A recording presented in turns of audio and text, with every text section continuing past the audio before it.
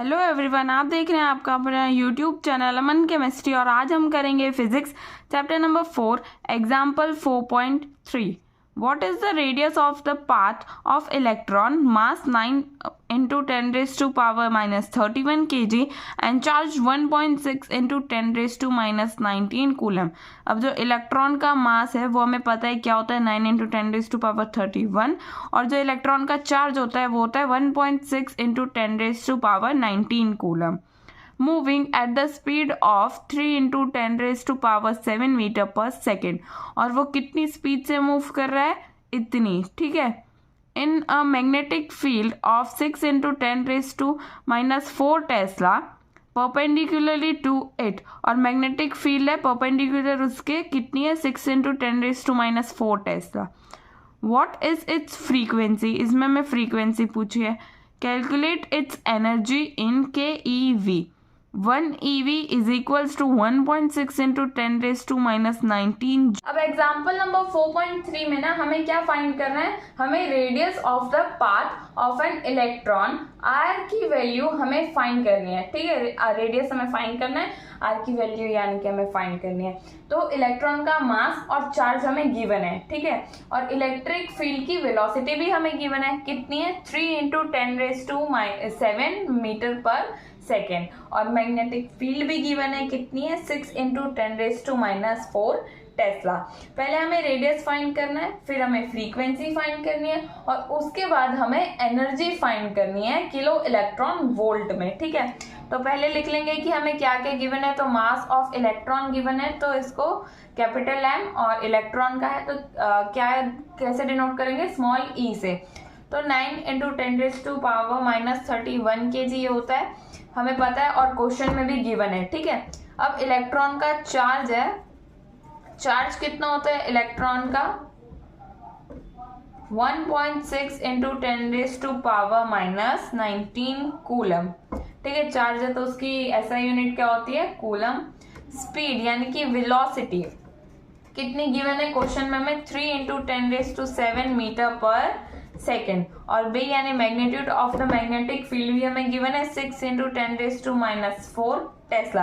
अब हमसे क्या क्या पूछा है ये देख लेते हैं। पहले तो हमसे रेडियस पूछा है कितना है, फिर हमसे फ्रीक्वेंसी पूछी है कितनी है, ठीक है, और फिर एट लास्ट हमें क्या पूछा है, व्हाट इज के ई यानी काइनेटिक एनर्जी पूछी है हमसे, कितनी है, किलो इलेक्ट्रॉन वोल्ट में, ठीक है। तो अब पहले तो रेडियस फाइंड करने के लिए हमारा क्या फॉर्मूला लगेगा, R is equals to mv upon Q B. अब ये क्यों लगेगा, जब कोई चार्ज पार्टिकल किसी मैग्नेटिक फील्ड में परपेंडिकुलरली मूव करेगा तो वो सर्कुलर पाथ में मूव करेगा, ठीक है। सर्कुलर यानी कि ऐसे पाथ में मूव करेगा, और सर्कुलर पाथ पे जब मूव करता है तो R की वैल्यू, R का जो फॉर्मूला होगा वो कौन सा लगेगा, R is equals to mv upon Q B होता है, ठीक है। तो जब एक जो पार्टिकल है वो सर्कुलरली मूव करेगा तो उसका जो फॉर्मूला होगा ये होगा। अब इसमें वैल्यूज पुट कर देंगे तो मास ऑफ इलेक्ट्रॉन कितना है, 9 into 10 raised to power minus 31 into velocity कितनी गिवन है, 3 into 10 raised to minus 7 upon charge कितना है हमारा Q, 1.6 into 10 raised to minus 19 into B यानी मैग्नीट्यूड ऑफ मैग्नेटिक फील्ड कितनी हमारी, 6 into 10 raised to minus 4 tesla. अब जब इसे कैलकुलेट करेंगे तो हमारा आएगा 9 into 10 raised to minus 1 upon 3.2। तो हमारा रेडियस कितना आ जाएगा, इसे कैलकुलेट करेंगे तो 0.28 मीटर। ये हमने रेडियस फाइंड कर लिया, तो हमारा रेडियस कितना आया, 0.28 मीटर। अब हमें क्या फाइंड करना है, अब हमें फ्रीक्वेंसी फाइंड करनी है, ठीक है। तो फ्रीक्वेंसी फाइंड करने के लिए क्या फॉर्मूला लगेगा, V is equals to Q B upon 2πm। अब कुछ नहीं है, सिर्फ इस फॉर्मूला में वैल्यूज पुट कर देंगे, डायरेक्ट फॉर्मूला बेस्ड है। तो Q यानी कि चार्ज ऑफ इलेक्ट्रॉन कितना है, 1.6 into 10 raised to minus 19 into B यानी मैग्नीट्यूड ऑफ मैग्नेटिक फील्ड कितनी है, 6 into 10 raised to minus 4 tesla upon 2π कितना होता है, पाई की वैल्यू होती है 3.14 इंटू एम यानी मास ऑफ इलेक्ट्रॉन कितना है, 9 into 10 raised to minus 31। अब जब इसे कैलकुलेट करेंगे तो हमारा कितना आएगा, 1.6 अपॉन 9 raised to 42 इंटू 10⁻⁸ अब जब इसे कैलकुलेट करेंगे तो हमारी फ्रीक्वेंसी कितनी आएगी 0.17 इंटू 10⁸ हर्ट्ज। ठीक है, जो फ्रीक्वेंसी की जो ऐसा यूनिट होती है वो हर्ट्ज होती है। अब इसे एक पॉइंट पीछे ले लेंगे तो कितना आएगा 1.7 इंटू 10⁷ हर्ट्ज। तो यह हमने फ्रीक्वेंसी फाइंड कर ली।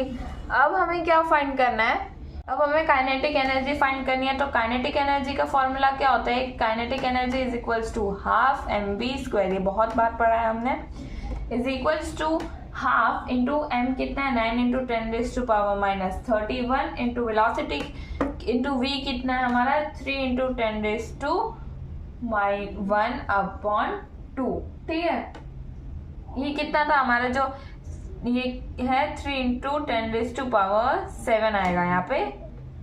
अब जब इसे कैलकुलेट करेंगे तो हमारा आएगा 40.5 इंटू 10⁻17। अब काइनेटिक एनर्जी फाइंड करनी है तो ऐसा यूनिट क्या हो जाएगी हमारी जूल।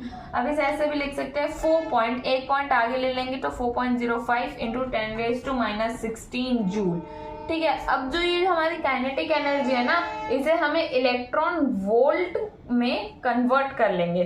तो जब इलेक्ट्रॉन वोल्ट में कन्वर्ट कर लेंगे तो हमारा क्या हो जाएगा K.E यानी kinetic energy is equals to 4.05। ये जो हमारी आई kinetic energy is equals to half mv² वाला फॉर्मूला लगा के जो हमारा आया ना आंसर, वो इंटू 10⁻16 अपॉन किससे डिवाइड करेंगे, चार्ज ऑफ इलेक्ट्रॉन से। ठीक है, तो चार्ज ऑफ इलेक्ट्रॉन कितना होता है, चार्ज ऑफ इलेक्ट्रॉन है 1.6 इंटू 10⁻19। ठीक है, अब जब इसे कैलकुलेट कर लेंगे तो हमारा आंसर आएगा 2.531 इंटू 10⁻3।